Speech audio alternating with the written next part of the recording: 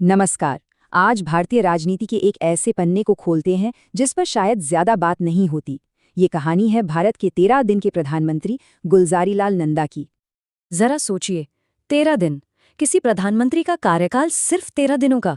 ये नंबर अपने आप में एक पूरी कहानी है, संकट के समय जिम्मेदारी संभालने की एक कहानी।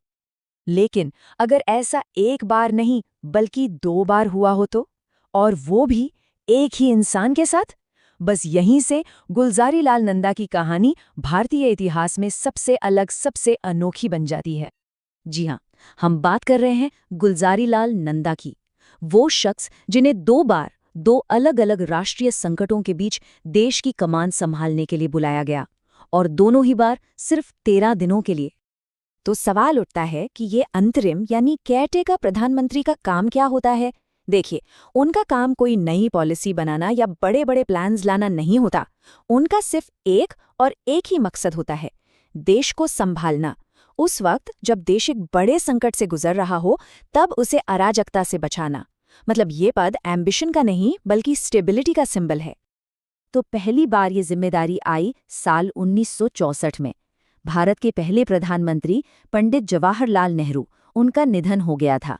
पूरा देश शोक में था और एक बहुत बड़ा लीडरशिप वैक्यूम, मतलब एक खालीपन पैदा हो गया था। ये भारत के युवा लोकतंत्र के लिए एक बहुत बड़ा इम्तिहान था।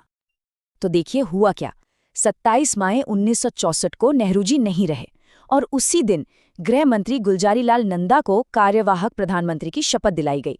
फिर ठीक 13 दिन बाद 9 जून को उनका कार्यकाल पूरा हो गया।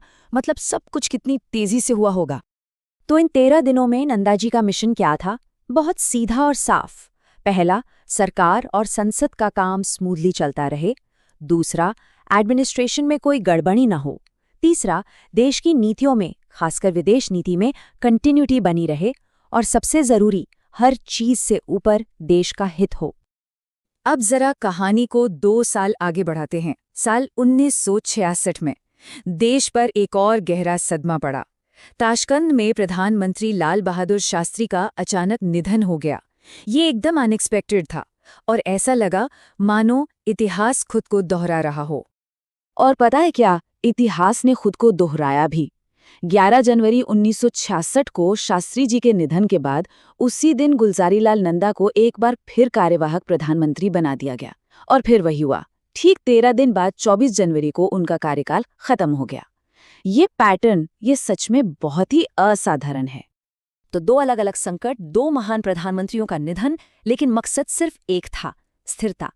पहली बार का लक्ष्य था प्रशासनिक स्थिरता बनाए रखना, और दूसरी बार का लक्ष्य था दुनिया को ये मैसेज देना कि भारत में सब ठीक है, यहाँ इमरजेंसी लीडरशिप तैयार है। इस टेबल में उनके दोनों कार्यकाल एक साथ दिखे जा सकते हैं। देखिए, तारीखें अलग हैं, वजहें अलग हैं, लेकिन जो चीज़ कॉमन है वो है 13 दिन का कार्यकाल। और दूसरा कॉमन फैक्टर है उद्देश्य, जो था देश में स्थिरता बनाए रखना। इससे उनकी भूमिका की एक बिल्कुल साफ तस्वीर सामने आती है। तो फिर गुलजारीलाल नंदा को कैसे याद किया जाना चाहिए?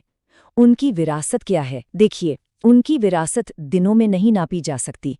उनकी विरासत को उस भरोसे में मापा जाता है जो उन्होंने संकट के वक्त देश को दिया। उनकी विरासत है स्थिरता। कहा जा सकता है कि नंदा जी की पॉलिसी ही स्टेबिलिटी थी।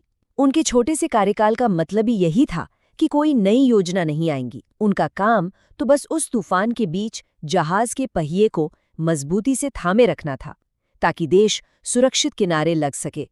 उनके पूरे व्यक्तित्व को समझने के लिए ये एक शब्द काफी है, निष्काम सेवा।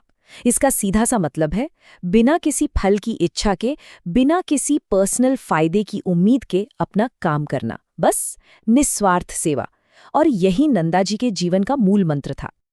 उनकी लीडरशिप इन 4 मजबूत पिलर्स पर खड़ी थी: सादगी, ईमानदारी, राष्ट्रहित को सबसे ऊपर रखना और निष्काम सेवा। शायद यही वो गुण थे जिन्होंने उन्हें उन 2 मुश्किल मौकों पर देश के लिए सबसे सही व्यक्ति बनाया। तो एक 13 दिन के प्रधानमंत्री की इस कहानी से हमें क्या सबक मिलता है? ये कहानी सेवा और सत्ता के रिश्ते पर एक बहुत गहरा संदेश देती है। एक ऐसा संदेश जो आज भी उतना ही जरूरी है। और इस एक लाइन में पूरी कहानी का सार है, ये साबित हुआ कि देश की बड़ी जिम्मेदारी बिना सत्ता के लालच के भी निभाई जा सकती है। गुलजारीलाल नंदा की कहानी का यही तो निचोड़ है। तो हम इस सवाल के साथ अपनी बात खत्म करते हैं कि आज के समय में ऐसे नेतृत्व का क्या महत्व है। एक ऐसा नेतृत्व जो कुर्सी या पद के लालच के बजाय सिर्फ कर्तव्य और सेवा को सबसे ऊपर रखे। इस पर सोचना जरूर बनता है।